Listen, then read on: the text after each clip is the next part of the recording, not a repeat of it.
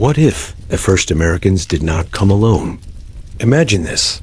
Long before Columbus, before the Vikings, even before the Bering land bridge theories, the first humans to walk this land looked to the stars not for navigation, but for answers. Not because they wondered what was out there, but because they remembered who came from there.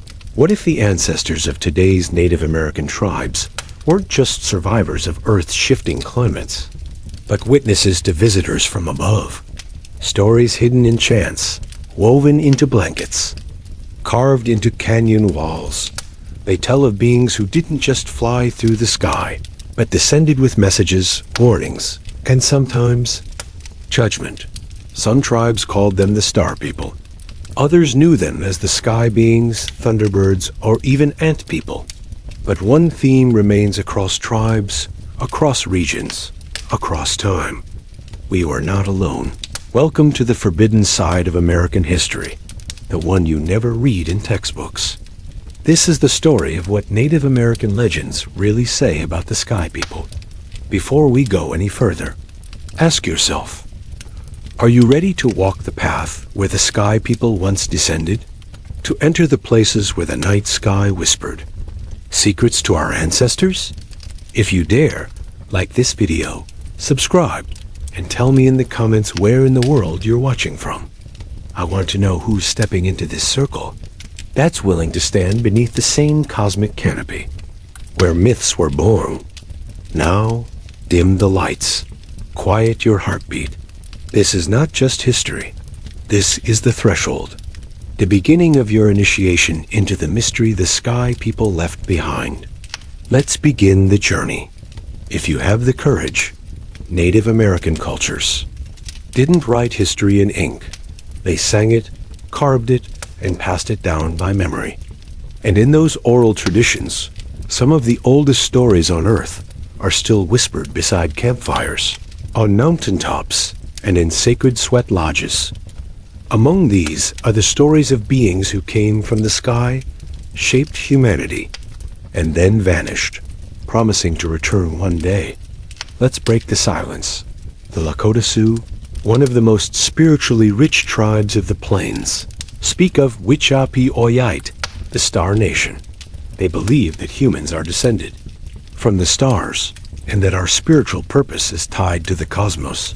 The famous Black Elk, a Lakota holy man, once said, "I saw the sacred hoop of my people, and in the center of that hoop stood a sacred tree, and under it I saw the people of the stars." Among the mesas of the Southwest, the Hopi people hold one of the most chilling and detailed star origin stories. They speak of the ant people, beings with large heads and thin limbs who lived underground but came from above. According to Hopi oral history, the ant people saved their ancestors from cataclysms, leading them into subterranean worlds during periods of fire and flood. These beings taught survival skills, sacred knowledge, and timing when it was safe to re-emerge. Intriguingly, ancient cave drawings in Arizona and New Mexico depict figures with bulbous heads, antennas, and large eyes. Coincidence? Or memory carved in stone? Throughout the American Southwest, ancient tribes left behind more than stories. They left petroglyphs, carved into cliffs and canyon walls. These symbols depict human-like figures descending from circular objects in the sky, beings with helmet-like heads and elongated limbs, star clusters and orbital patterns long before telescopes. One of the most famous sites is Newspaper Rock in Utah, where mysterious symbols coexist with known tribal markings. In Arizona, a Hopi carving shows a being with antennae standing beneath a spiral portal and surrounded by 3 stars in alignment, a formation similar to Orion's. How could ancient people know this? Who were they depicting? And why did they try to preserve it in stone? These aren't just drawings. They're messages. Not just the Hopi, but other Puebloan peoples, like the Zuni and Taos tribes, also speak of sky visitors. The Zuni tell of the Kashinas, spiritual beings who came from the sky to guide humanity, offering wisdom, agriculture, and harmony with nature. They are often described as having large eyes, wearing helmets or headgear, emerging from flying shields. Ceremonial dances are still performed today in honor of the Kashinas. But few outsiders know the deeper belief. Some Zuni elders believe the Kashinas will return when the world is once again in spiritual imbalance. The Blue Star Prophecy, often attributed to the Hopi and shared by Pueblo cultures, warns of a day when a blue star appears in the sky, signaling the return of the sky people and the end of the current world. Could ancient people have seen comets or celestial events and encoded them into prophecy? Or did they witness visitors who promised to return by star? In the legends of Algonquin, Iroquois, and Cherokee nations, we find tales of the Thunderbird, a massive winged creature that controlled lightning and made thunder with its wings. But some tribal storytellers speak of the Thunderbird as more than a bird, a metallic being that came from the sky, accompanied by loud booms, light, and smoke trails, sometimes hostile, sometimes protective. Modern UFO researchers have compared Thunderbird sightings to descriptions of aircrafts or rockets. In one Ojibwe legend, a hunter is taken aboard a shining canoe in the sky, shown images of the earth, and returned with a mission to warn his people of coming change. Is the Thunderbird a metaphor for storms, or a remembered craft from an ancient visitation? As European colonization spread across the Americas, indigenous traditions were forcibly erased. Sacred sites were destroyed. Oral storytellers were silenced. Traditions labeled as myth or superstition. But what if what we call myth is actually memory? What if these stories were never meant to be fantasy, but rather records encrypted through metaphor and ritual, meant to survive cultural extinction? Many elders today say the stories are not entertainment, they are warnings. In the age of modern space exploration, ancient sky stories seem to echo louder than ever, and we're only at the beginning. Next, we explore the Hopi prophecies in detail, including the mysterious blue star Kashina, the underground ant people, and a cataclysmic warning that still echoes today. The Hopi are not just one of the oldest continuous cultures in North America.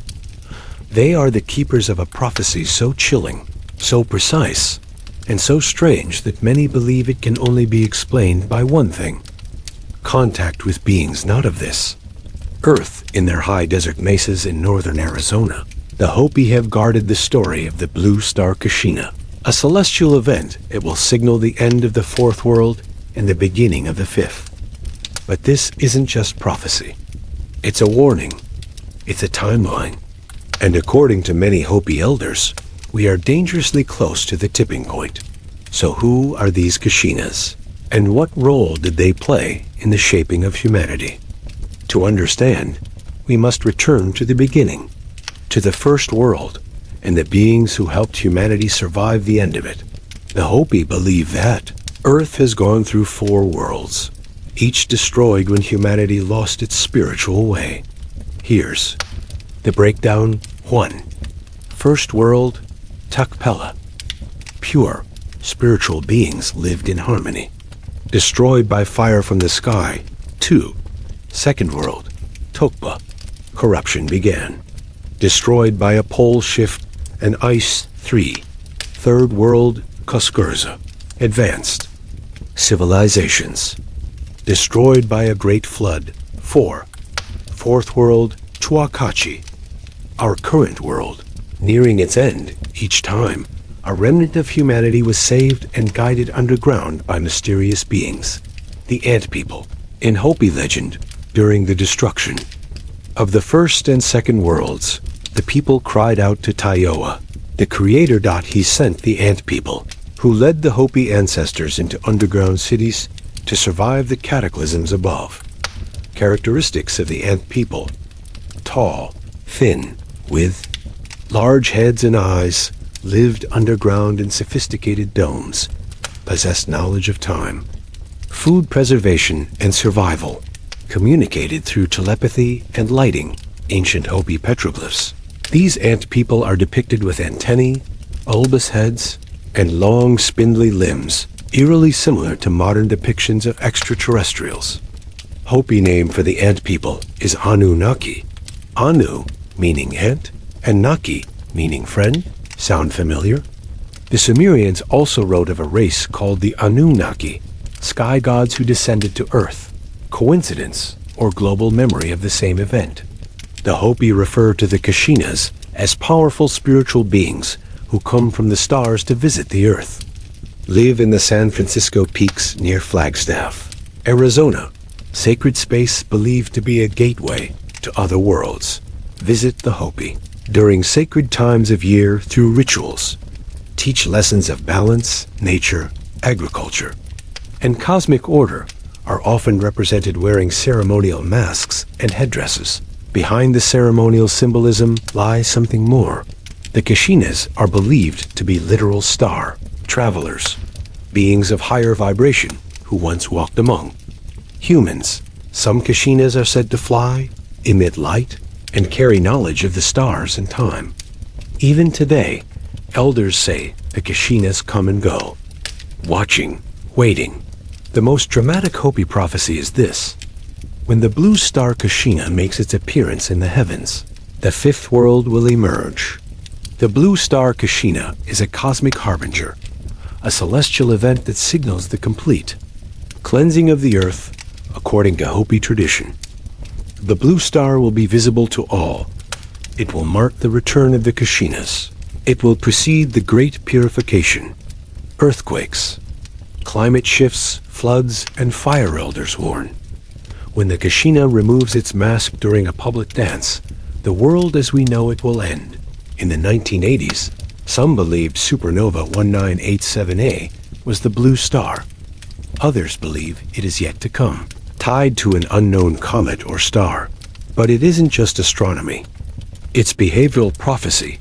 The Hopi say that the earth will only be cleansed if humanity continues on its path of greed, war, and disconnection from nature. The Hopi hold sacred stone tablets said to have been given to them by the sky beings, with instructions on how to survive each world cycle. One of these tablets was broken into two pieces. One remains with the Hopi. The other was taken, possibly by outsiders. According to prophecy, the two pieces will be reunited when the true brother returns from the stars. This brother will be identified by a missing segment in his tablet. This figure will either lead the Hopi into the fifth world, or the earth will fall into chaos. Some Hopi say that when white men arrived on horses, it was foretold in their tablets, but that the true brother would come not by land, but from the heavens. The Hopi warned that signs of the fourth world's end would include the earth shaking in distant lands, a spider web in the sky, interpreted by some as satellites or internet, paved roads cutting through nature, wars, pollution, and famine, families falling apart, and children losing connection to elders. Sound familiar? Some believe the current state of the world matches the final stages of the Hopi prophecy. But this isn't about fear. It's about responsibility. The Hopi say the fifth world will only emerge if people of all colors, tribes, and nations come together to restore balance and respect for Earth. The sky people may return, but we must be ready to receive them, not as gods, but as teachers. The Hopi believe in cyclical world destruction and rebirth, guided by beings from the stars. Ant people saved humanity from past cataclysms by bringing them underground. Kashinas are star messengers who teach, observe, and return. The blue star Kashina is a sign of the coming end, or beginning. Prophecy tablets, ceremonies, and petroglyphs all point to sky origins. Elders urge modern people to heed these signs and restore harmony with nature and spirit.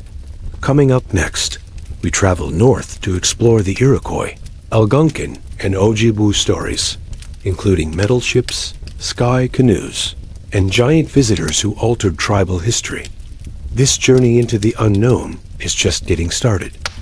In the dense, mist-covered forests of the American Northeast and Great Lakes, The whispers of the sky are older than the trees themselves. Here, the Iroquois Confederacy, the Algonquin, and the Ojibwe, among the oldest and most complex native American civilizations, passed down stories that defy conventional understanding.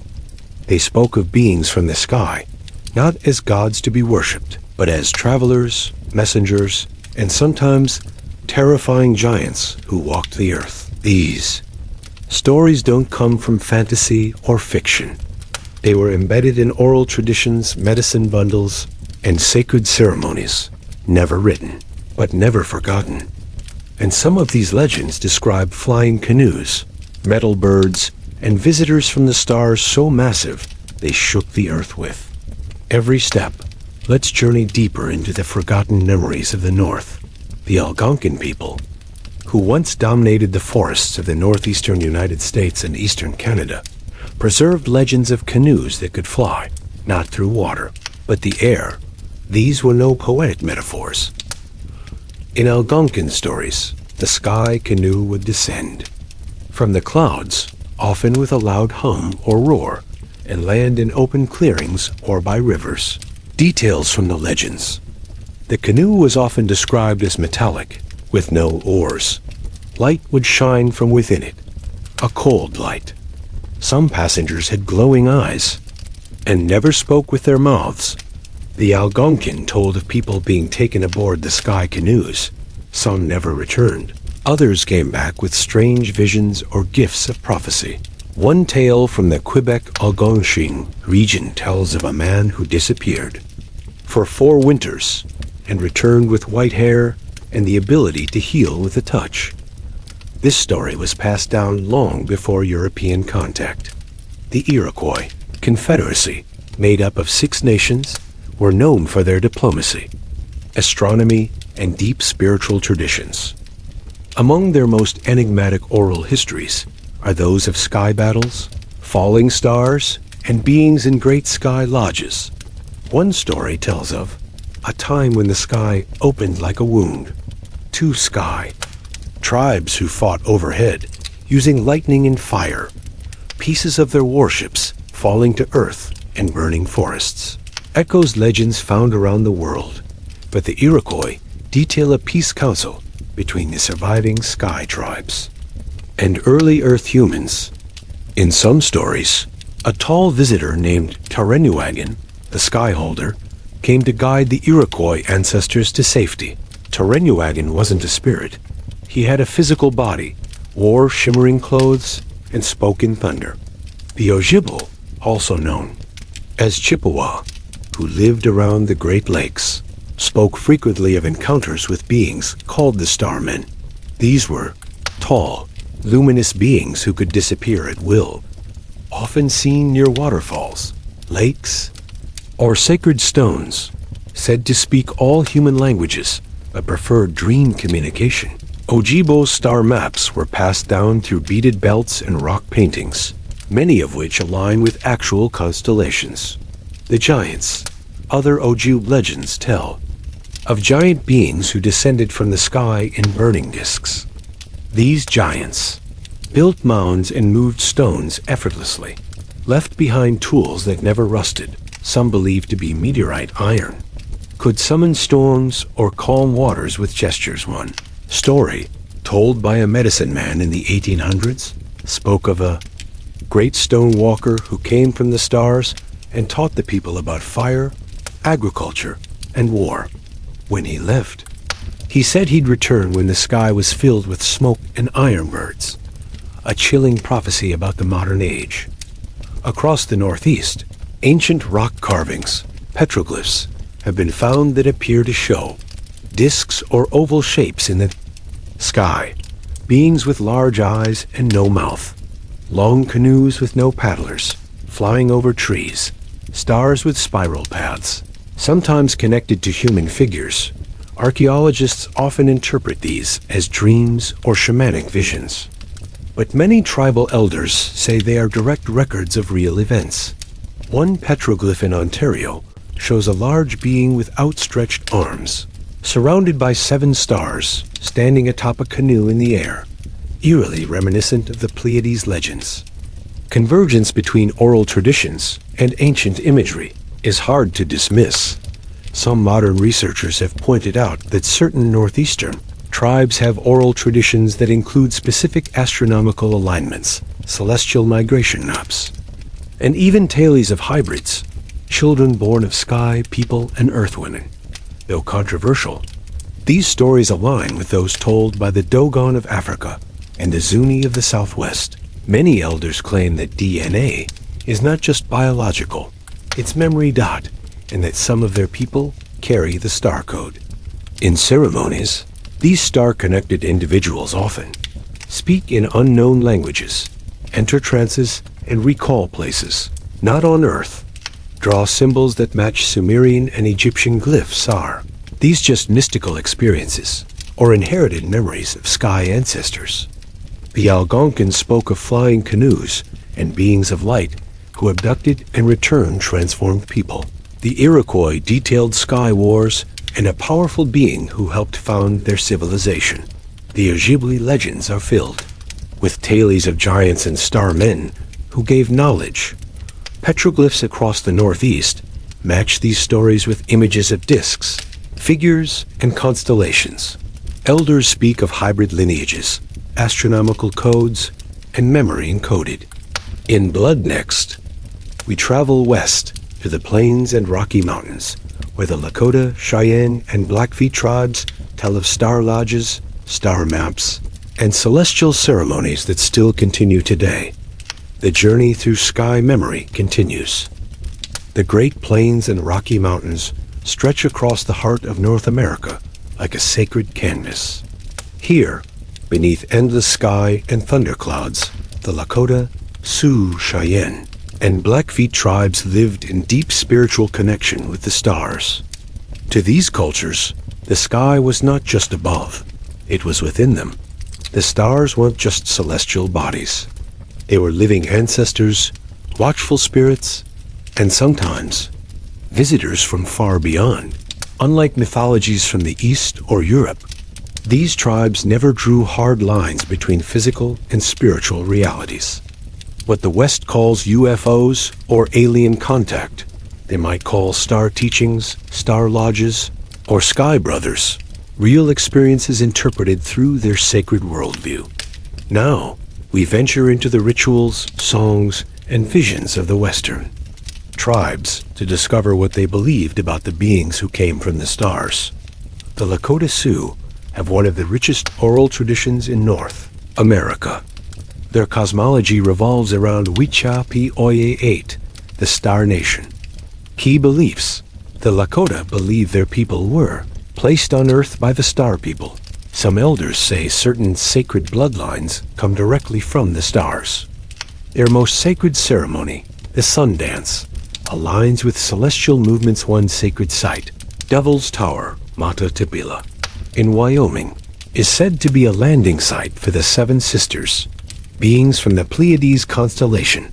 The story of White Buffalo Calf Woman, one of the most sacred figures in Lakota belief. She arrived from the sky, not walking, but hovering on a cloud of mist.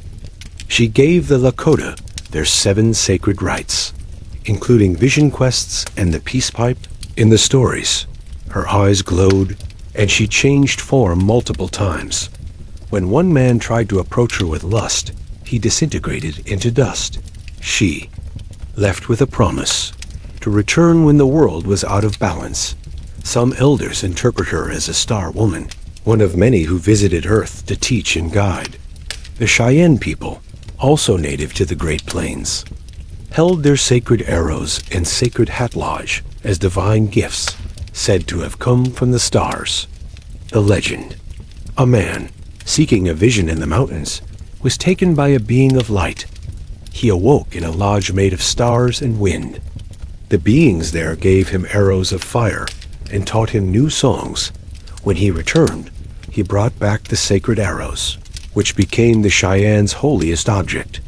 They sang songs of thunder, and their feet never touched the ground. An elder once said, their hair shimmered like fire, and they moved with the wind. These were not spirits in the Western sense. They were tangible, intelligent, and deeply interested in human development. The Blackfeet Nation, located in modern-day Montana, and Alberta, believed in the seven Sky Fathers, ancient beings who descended to Earth on fiery trails. The Star Lodge Prophecies. The Sky Fathers taught the Blackfeet the language of the stars. They spoke of a time when Earth would forget its place and the stars would return. The Blackfeet built star lodges, structures aligned with constellations for communication. With these beings in some versions, the Sky Fathers were giants with blue or red skin, carrying tools that made thunder and floating wagons with glowing underbellies. They came not to rule, but to remind us, one elder said, that we too came from the stars. Their return is predicted when humanity loses balance with nature, something echoed in modern concerns about climate change and over-industrialization. Scattered across the plains are massive stone structures known as medicine wheels, some over 5,000 years old. The most famous, the Bighorn Medicine Wheel in Wyoming, aligns perfectly with the rising of Sirius and Aldebaran, contains 28 spokes, mirroring the lunar cycle, was used for star ceremonies, particularly those invoking star beings. These weren't merely astronomical tools. According to oral history, elders would sit inside the wheel and wait for dreams or visions. At certain times of the year, the veil between worlds would thin. Voices would speak from the stars, giving guidance. Many tribes say these were communication hubs, much like a cosmic telephone. All three tribes, Lakota, Cheyenne, and Blackfeet, share end-time prophecies involving a return of the Star People. Common elements. The sky will burn with cold fire, possibly a reference to auroras or plasma storms. A great sky object will appear, a twin to the moon. The star beings will descend, first in visions, then in body. These beings are said to arrive during a time of chaos, climate, collapse, and spiritual decay. Test humanity, not with war, but with truth. Return only to those who still remember the old teachings. Some tribes refer to the blue star prophecy, a star that will appear before a great change. This links directly to the Hopi's blue star Kashina, suggesting a shared ancient memory across vast distances. They are not gone, said a Lakota elder. They are watching, and they are waiting for us to remember who we are. The Lakota revere White Buffalo Calf Woman, who arrived from the sky and left a prophecy of return. The Cheyenne received sacred objects from beings in a star lodge, tools of fire and song. The Blackfeet speak of seven Sky Fathers, ancient celestial guides with thunderous craft. Medicine wheels served as cosmic portals, aligned with stars and visions. Prophecies speak of a return during times of great imbalance, a test of memory and truth. Next, we head southwest to the deserts of New Mexico and Arizona, where the Zuni, Pueblo, and Navajo cultures hold stories that blur the line between stars, gods, and flesh. Prepare for stories of sky cities, beings of crystal light, and celestial wars that shaped human destiny. If the call of the Sky People has reached you, you are no longer just a watcher. You've stepped into the initiation. Join the circle and tell me in the comments where in the world you're watching from. And share with me which moment in this journey stirred something deep within you, as if the stars themselves had spoken your name. The American Southwest is a land of red rocks, whispering winds, and high desert silence. For the Zuni, Pueblo, and Navajo peoples, this landscape is more than beautiful. It is sacred geography, shaped by celestial architects long before human. Memory. Here, ancient oral traditions speak of cities that once floated in the sky, of wars fought not with weapons, but with thunder and light, and of crystal beings who taught humanity how to survive the harshness of Earth. These are not simple metaphors. These are detailed, preserved memories of a time when Earth and sky were one. In this chapter, we uncover some of the most startling and poetic narratives passed down through generations. Stories that suggest not only were sky people real, but that their influence can still be felt in the ceremonies, architecture, and sacred stories of the desert. The Zuni, or Ashiwi, trace their ancestry not just to the land, but to the stars. The Sky City myth. According to the Zuni, their ancestors came from a place called Itiwana, the middle place, a floating city in the sky. Before Earth was habitable, the Ashiwi lived in Itiwana, among crystal beings of pure light. One day, a council of elders chose to descend through a beam of light to begin the human story on Earth. These stories speak of stargates hidden within canyon walls, stone tablets given to the first Zuni, inscribed with the laws of harmony, sky songs, frequencies still sung in Zuni rituals, believed to resonate with the old city elders say, "We are not from here. We came here to remember who we were."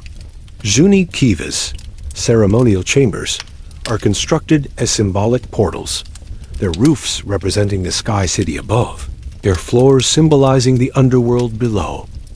The Pueblo peoples, including the Hopi, Acoma, and Tajos, share parallel beliefs about sky origins. But it is their stories of visitors that spark the most intrigue.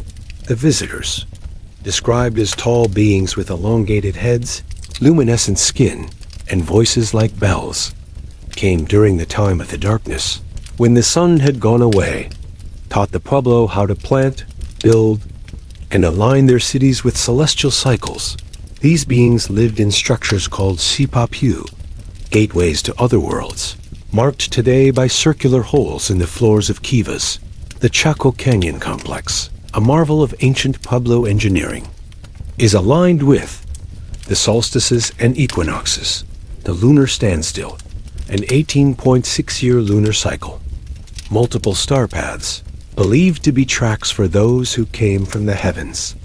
One myth speaks of a great war in the sky, after which the star beings departed, leaving only stone instructions behind. Even now, during the Shalako ceremonies, masked dancers represent beings from beyond this world who descend once a year to check on humanity's balance. Among the most vivid sky legends come from the Navajo Nation, Dine. Their origin stories are layered, with 4 worlds stacked like layers of existence. The current world, the glittering world, is said to be created after a great war in the heavens, involving star beings who wielded lightning tools and booming voices, shape-shifting entities who could become wind, stone, or flame, a massive rift in the sky that still echoes during Thunder the Holy People. Dien Dine. Not gods in the Western sense, but supernatural mentors, traveled through light spirals and star ladders. Some believe they were extraterrestrial beings encoded in myth. The Navajo Night Chant, a 9-night healing ceremony, is said to restore balance after contact with star energies. Call upon the Black God, the bringer of fire and navigator of the stars. One powerful tale involves a celestial serpent. It was said to have burned the heavens, causing a great migration underground. Later, it was defeated by a being from the Pleiades, who sealed it inside a mountain. Some Navajo elders believe meteorites are remnants of this war, fragments of a cosmic battle long forgotten by modern man. The architecture of the Southwest tells a parallel story. Key structures. Fajada Butte contains a spiral calendar that marks solstices and equinoxes, using sunlight and shadow. Casa Rinconada, one of the largest kivas, aligned with the galactic center, Pueblo Bonito, built in a pattern that mirrors the Orion constellation. These were not random designs. Oral tradition insists the designs came from the sky teachers. They showed us the stars, then told us to reflect them in the earth. Each structure was a portal, meant to channel energy, knowledge, and sometimes contact many rock. Carvings, petroglyphs in New Mexico show spirals, flying figures, and what looked like modern spacecraft. In 2004, a Navajo guide pointed to one glyph and said, "That is not a myth. That is a story of when they came. The stars opened, and they walked among us." The Zuni, Pueblo, and Navajo all maintain prophecies that speak of a return, a reckoning, and a remembering. The prophecies foretell a time when the stone teachings are rediscovered, when the songs of the sky will once again be sung by children, a period of cleansing fire, not of destruction, but of awakening. Some versions say a star elder will walk the earth again, hidden in human form. The sky cities will return, not above us, but within our dreams. Those who still listen to the earth will be the first to hear the star drums. The stars are not gone. A Pueblo elder once said, "They are just quiet, waiting for us to speak their language again." Even now, ceremonies are held to keep the connection alive. And for those who believe, the signs are already returning. Unexplained lights in the sky, strange vibrations in ancient sites, dreams shared across villages with no modern contact.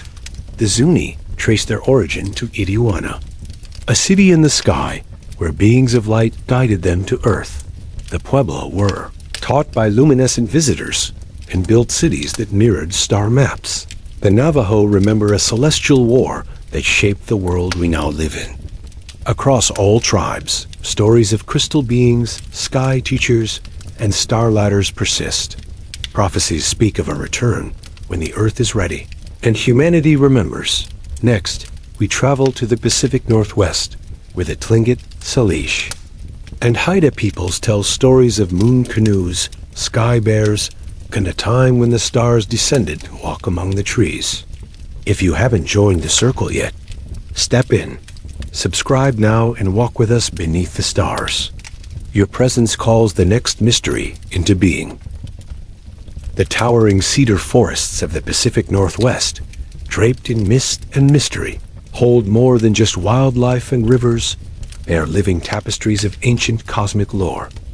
Among the Tlingit, Haida, Coast Salish, and other First Nations of the region exist powerful legends of celestial visitors, moon beings, and cosmic teachers who arrive not from across the sea, but from the sky. These stories are not merely symbolic. They are encoded memories, passed down through intricate totems, songs, and ceremonial dances, evidence of a time when the sky and the earth were intimately connected. This chapter dives into the dense woods and deeper myths, revealing how the native cultures of the Northwest perceived and preserved contact with beings they called sky people, those who sailed moonlight and taught humanity to live in harmony with the stars. The Tlingit, coastal people whose name means people of the tides, have a profound relationship with water and sky. One of their oldest stories speaks of the canoes from the moon, shimmering white canoes that would appear at night, gliding not on the sea, but through the sky. These were piloted by tall, pale-skinned beings whose clothing sparkled. Like fish scales under moonlight, they would descend into sacred inlets, only during new moons or eclipses, and leave offerings of stones that hummed. The Tlingit say, "Those who ride the moon canoes come when the sky is hungry, and the Kungi tides are still. They come not to take, but to remind." In totem carvings, these moon travelers are depicted as owl-headed humans with wide wings, holding staffs tipped with crescent moons and orb symbols, often placed at the top of totem poles. Closest to the stars' elders believe the aurora. Borealis was a veil. Behind it, the sky people watched, deciding when next to return. The Haida people of Haida Gwaii tell a captivating story of a bear that came from the stars. The star bear, known as Yal Exu, a massive glowing bear who lived in the sky mountains and descended during times of great imbalance. His breath was said to change weather, his roar to shake cliffs, and his eyes to glow like twin moons. The star bear walks not with feet, but on waves of starlight, said a Haida matriarch. The legend goes, once, humans became greedy, overhunting the forests. The sky bear descended, not to destroy, but to teach balance. He gave a young boy a blue stone that whispered truths, then vanished into the fog. To this day, blue stones found along remote Haida beaches are considered sacred offerings from the bear. Haida masks carved with bear motifs and star patterns are kept in sacred lodges. Never shown to outsiders among the Coast Salish peoples, scattered through British Columbia and Washington State, stories of lights in the woods abound. They speak of the Star Walkers, beings who could appear as human, animal, or pure light. Often came during solstice or equinox nights, walking through trees without disturbing a single leaf, left behind patterns in moss, twinkling fungi, and dreams shared between villages. One Salish elder told a story of a girl who followed a forest light and vanished for 3 nights. Upon return, she spoke a language no one knew, and her eyes had a silver ring that never faded. Forest symbols, carved into cedar and painted onto canoes, often resemble constellations, double spirals, interwoven triangles, said to be maps for star paths only the sky people could read. The elders say, when the sky sings in color, auroras, the forest listens, and so must we. Totem poles are more than tribal symbols. They are cosmic ledgers, according to cultural historians and tribal wisdom keepers. Each totem segment corresponds not just to family or clan, but to a celestial entity. Some poles are built to align with star risings, moon phases, or solar shadows. Symbols often found include star circles, like 7 dots, possibly Pleiades, ladder patterns, representing sky steps, winged beings with hollow eyes, often described in story as the Watchers.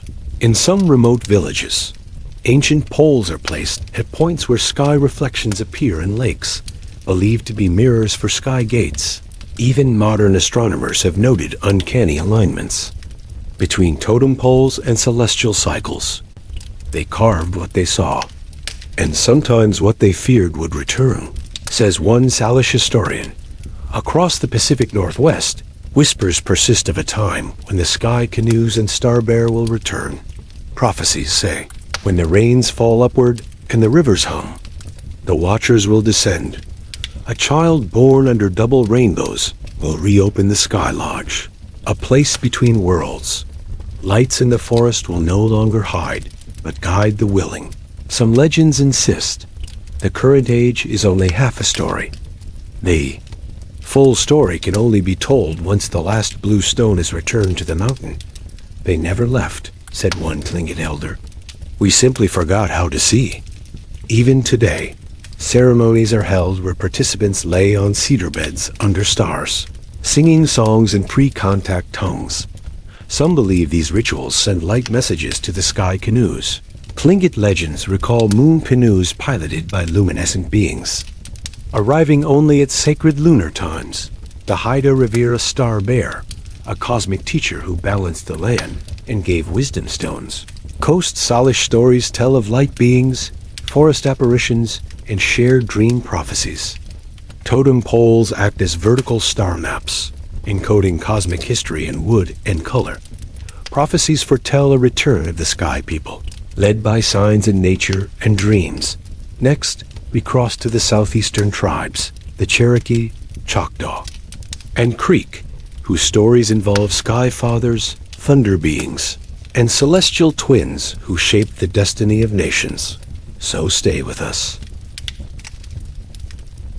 as we journey from the misty forests of the Pacific Northwest into the rolling hills and riverlands of the southeastern United States. We enter a region where storms are sacred and thunder carries messages from the sky. Among the Cherokee, Choctaw, Creek, and other southeastern tribes, the sky is not a distant place. It's immediate, alive, and filled with intelligences who shape the world below. In their traditions, the thunder beings, sky fathers, and twin spirits are not myths, but living forces sometimes protectors, sometimes punishers, always watching. These tribes did not just observe the sky, they communed with it. This chapter explores these deeply spiritual traditions, where the sky realm is both origin and destiny, and where humanity's fate may still rest in the hands of those who walk between the clouds. Among the Cherokee, the Ani of Dakwalazgi, or thunder beings, play a central role in both creation and cosmic balance. Who are the thunder beings?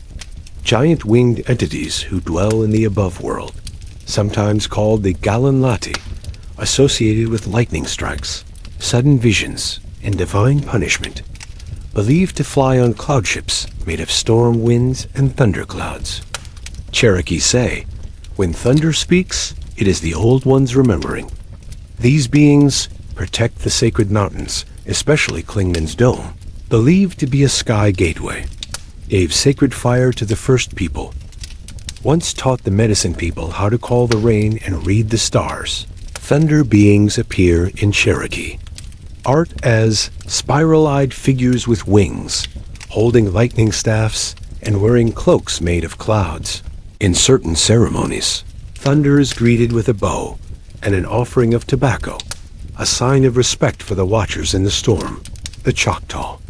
People tell stories of a sky father known as Hashi Falea, the long sun. Hashi Falea, a luminous divine being who rides a flaming chariot across the sky, said to have descended in pillars of fire, teaching language, planting cycles, and tribal law. He is accompanied by the celestial twins, two brothers, of light and shadow. One brought healing, the other trial. Their duality represents the balance of day and night, knowledge and mystery. The Choctaw speak of a sky lodge, a hidden temple above the clouds where the twins reside. There, voices echo when the dawn splits into fire and fog. Choctaw star maps, painted on deerskin, show twin star clusters, possibly referencing Castor and Pollux.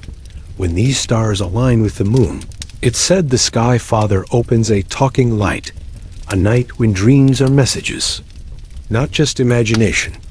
The Muskogee Creek tribes, rooted in Georgia and Alabama, describe a great sky drum that pulses above the earth.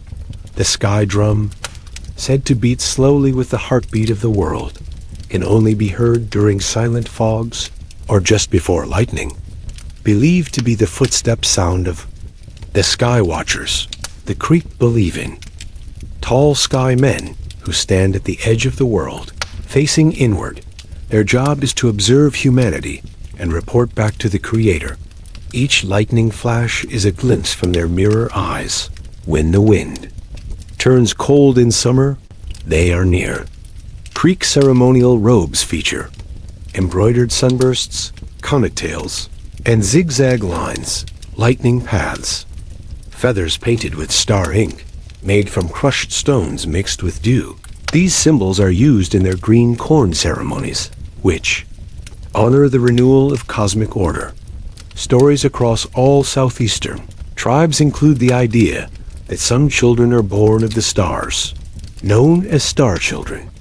These individuals are born during meteor showers or eclipses, often have different colored eyes, speak early, or possess strange dreams, sometimes disappear for days, returning with drawings of stars no one taught them.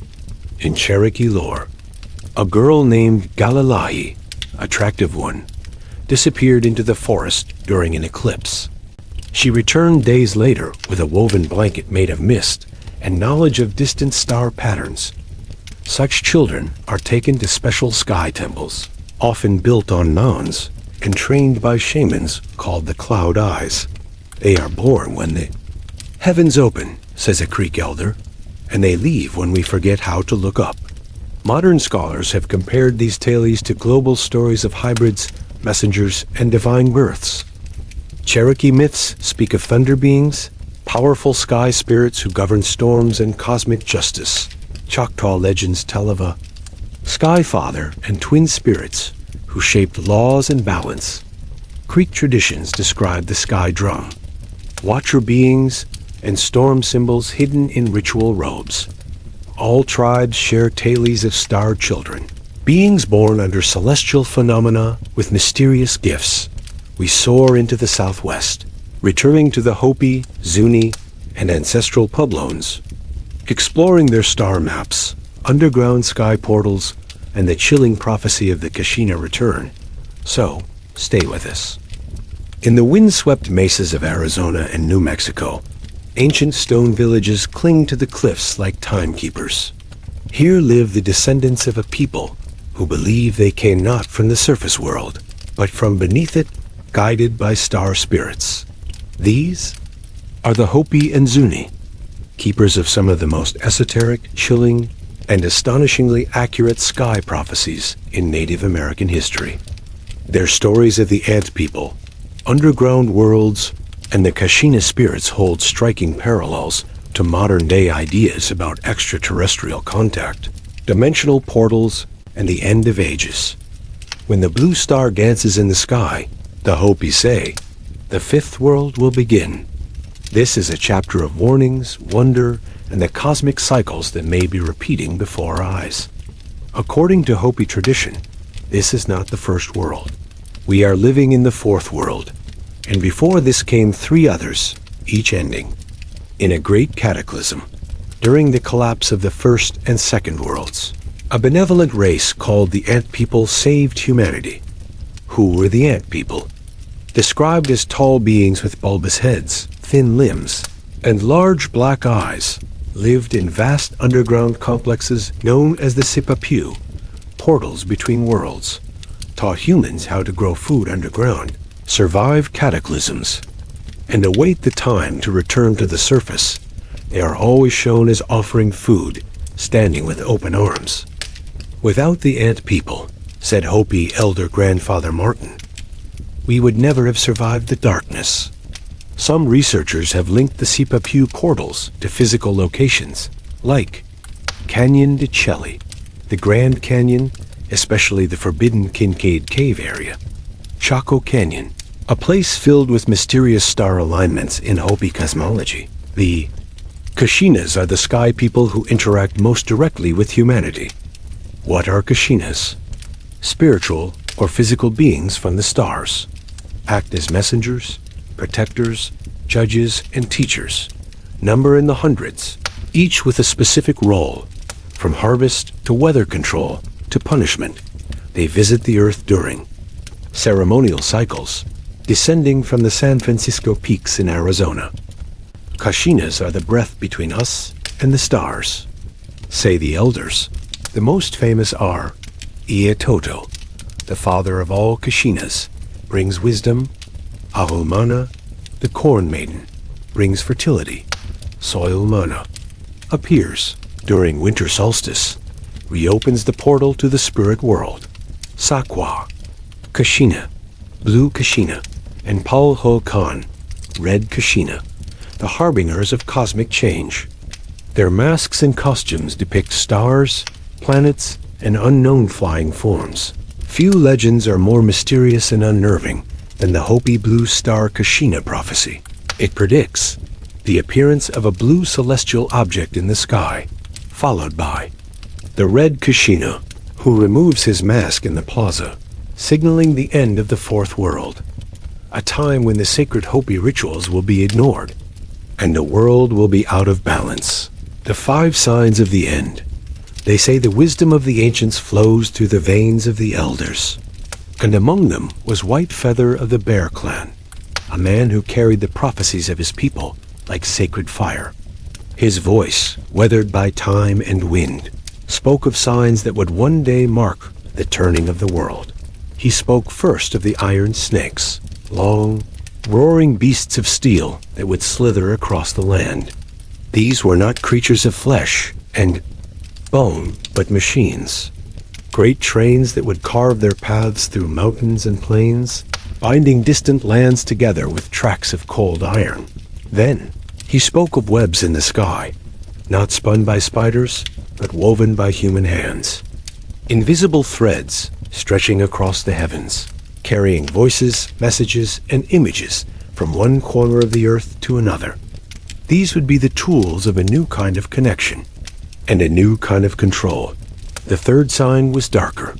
The sea will turn black, he warned. And when that day came, it would not be ink nor shadow, but poison oil spilled upon the waters, choking the life beneath the waves, smothering the ocean's breath.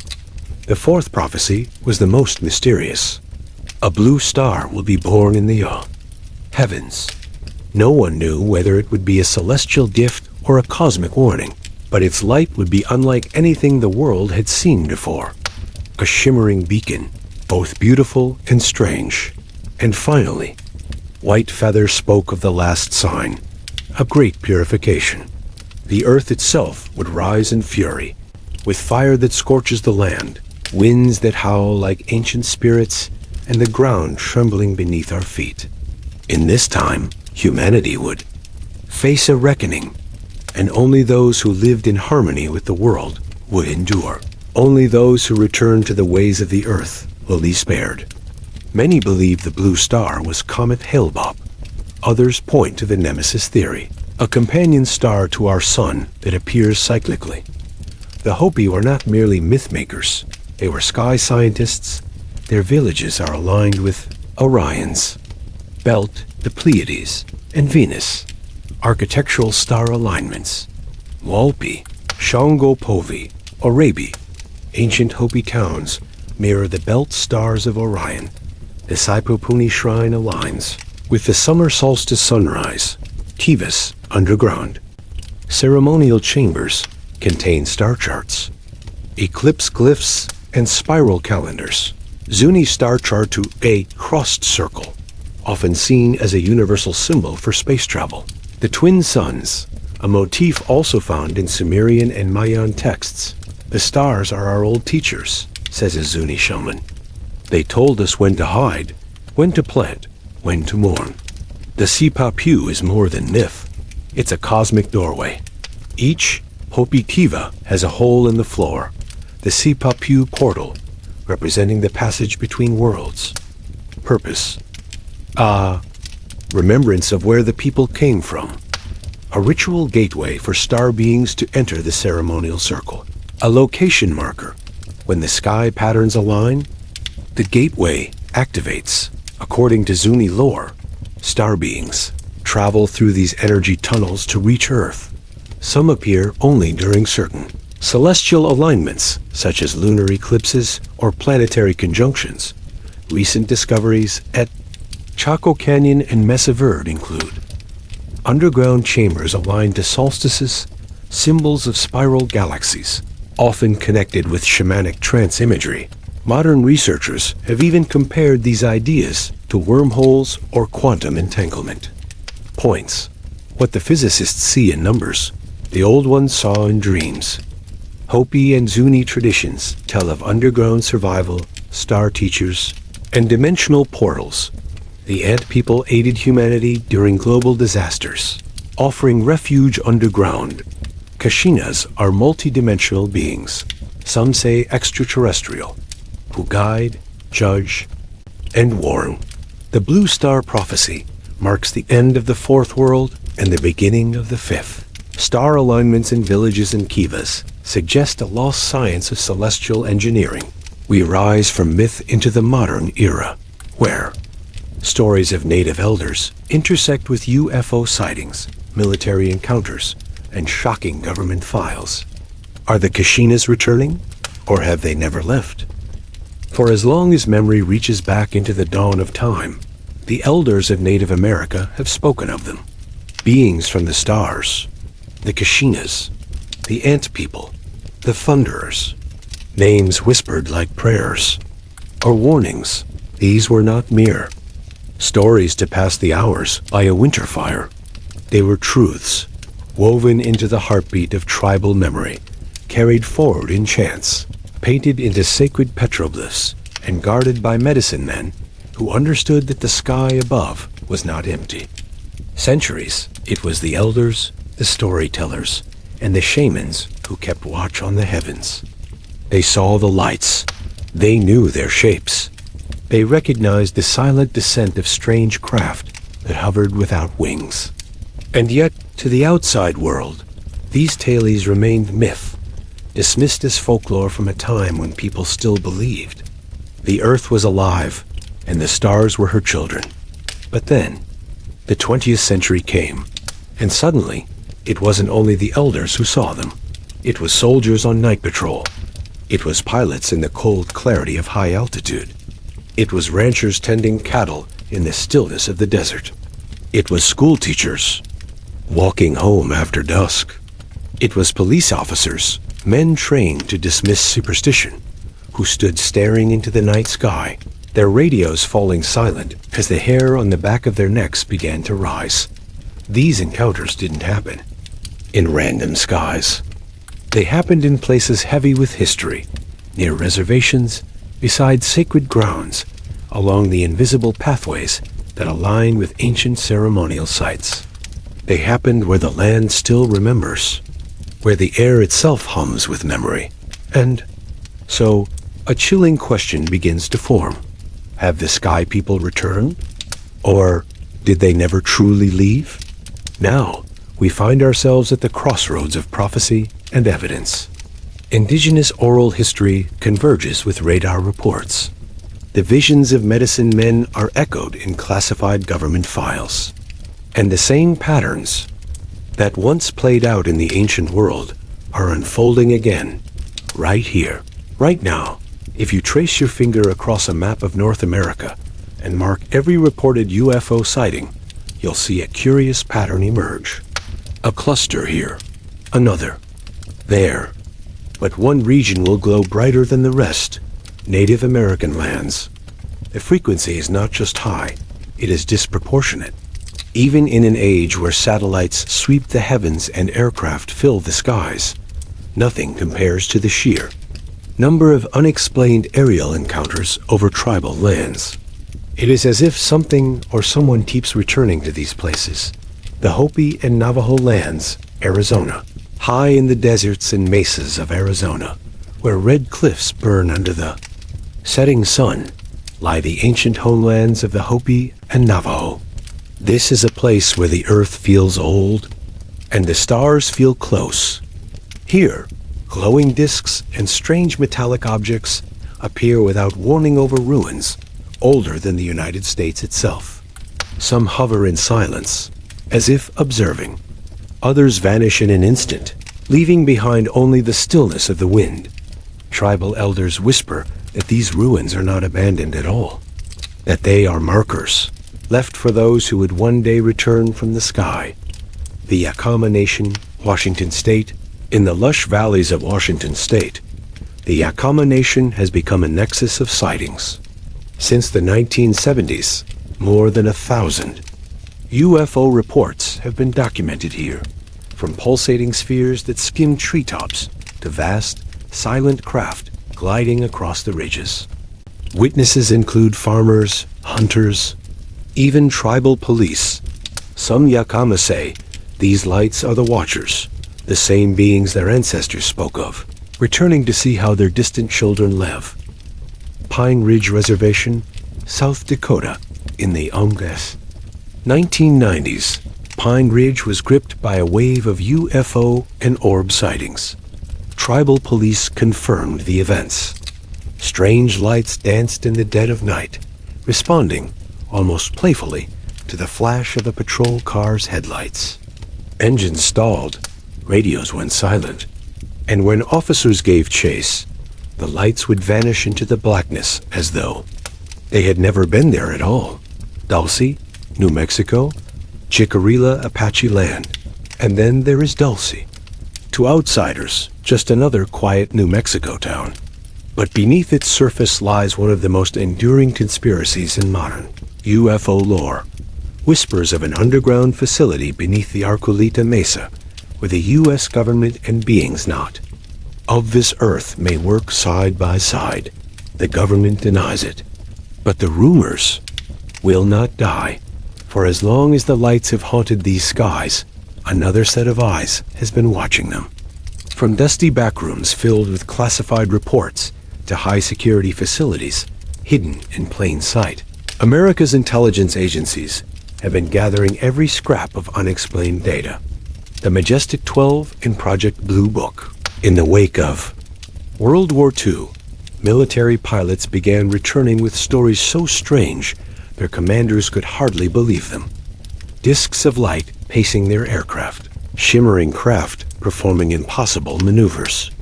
Thus began Project Blue Book, the Air Force's official investigation into UFOs. Declassified files show many of these sightings occurred over or near native reservations. And then there are whispers of the Majestic 12, the rumored secret. Committee tasked with managing extraterrestrial contact, perhaps even visiting tribal lands to speak with elders and gather relics linked to the sky people. The Dulce Files. In Dulce, witnesses speak of black helicopters, subterranean vibrations, and the sense that something vast stirs beneath the earth. Some claim it's a multi-level underground base. Others speak of genetic experiments and hybrid beings. One anonymous tribal council member put it bluntly, "They built bases where our ancestors said the star people once landed." That's not coincidence. That's design. 1976. Pine Ridge. Bright. White orbs. Engines failing. Radios dead. 2 officers hospitalized with radiation-like burns. The mystery still lingers. 2002. Hopi lands. A massive black triangle hovers silently over Sivig petroglyphs. A deep vibration through bone. A perfect singed circle left in the earth. 2013. Yakama Reservation. Blue disk stands above Toppenish Ridge. Perfect synchronized movements. One by one, they wink out.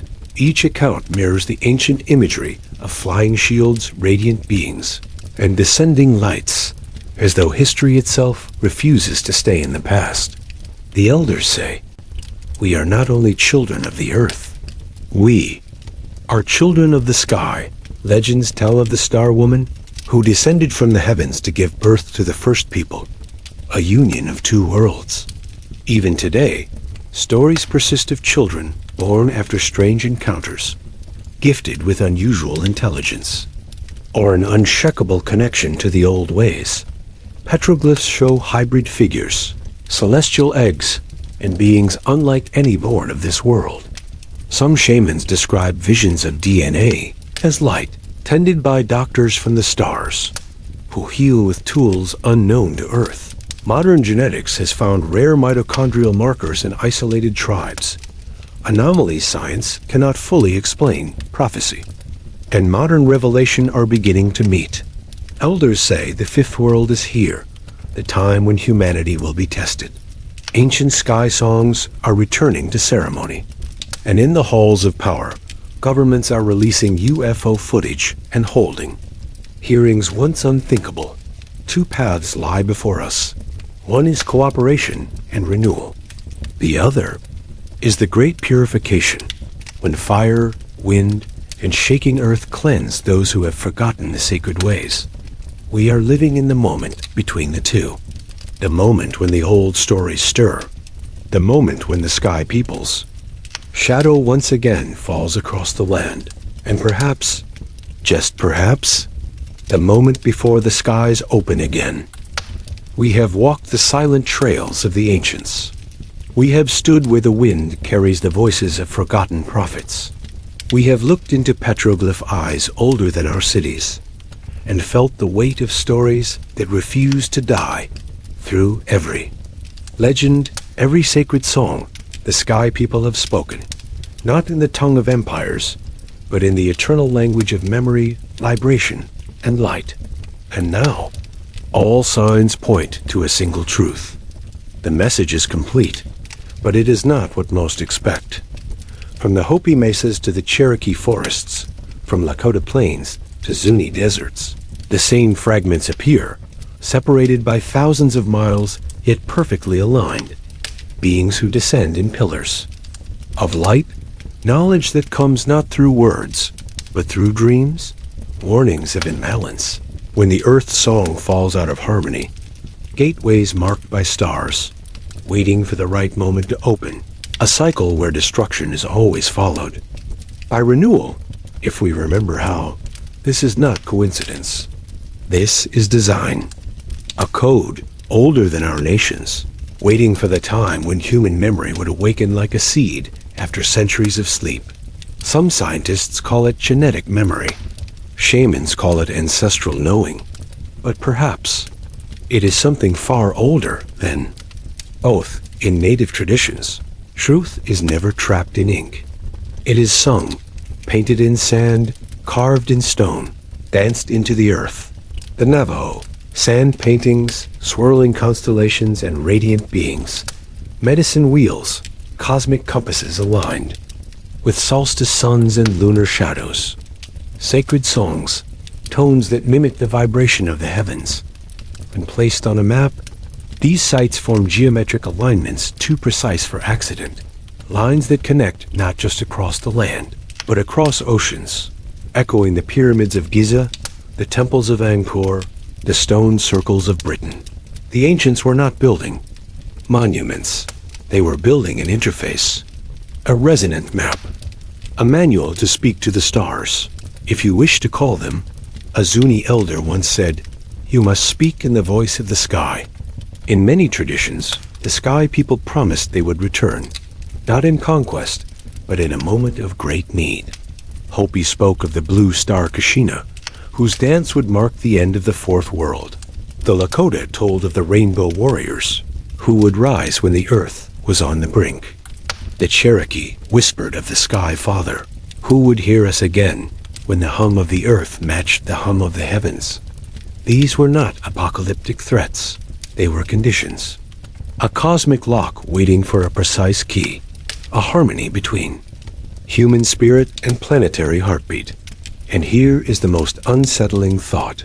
The Sky People's return might not be a descent from above, but an awakening from within. Modern research is now brushing against truths the ancients preserved.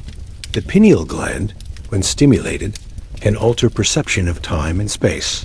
Quantum entanglement shows information is not bound by distance. DNA may store knowledge from lives long past. The Earth's Schumann resonance, its natural frequency, can synchronize human brainwaves. What if the Sky People's rituals were not superstition, but technology? Star-aligned chants to adjust resonance. Breath techniques to open consciousness. Sacred geometry as a communication device. Maybe they were not ahead of us. Maybe they never left our side. The threads converge into 5 clear truths. We are not alone. Life beyond Earth has always been here. We are not separate. Every being, every stone, every star is bound in the same web. We are ancient. Our origin story begins in the stars. We are responsible. Every thought, every act ripples. Through the whole, we must awaken. The time of forgetting is over. This is not a religion. It is a frequency, one your blood remembers. The Sky People did not come to conquer. They came to remind us of what we once knew, that the sky is not above, it is within. That the stars we long for are the home we left, and perhaps the home we must return to. And maybe the return is already happening. Not in blinding light ships over our cities, but in the quiet moments when you dream of a place you've never been, when a song stirs tears you cannot explain, when you feel the night sky watching you back. The question is not if they will return. The question is, will we be ready to answer? Your turn. What do you believe the Sky People truly were? Messengers? Guardians? Something else entirely? Do you think the return will come from the stars or from inside us? Like, subscribe, and share your truth in the comments, because the conversation itself might be part of the signal.